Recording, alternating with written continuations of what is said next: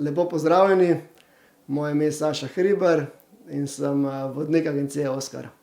Po izobrazbi diplomiran sociolog, po duši pa popotnik. Nekje 23 let nazaj sem šel na prvo daljše potovanje v Afriko in takoj začutil, da mi bo to spremenilo življenje za vedno.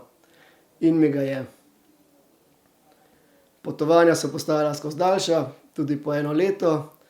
In danes sem prav vesel, da je v bistvu neki tak popotniški način življenja, moj hobi, postal tudi moja služba, moj poklic, v katerem neizmerno uživam.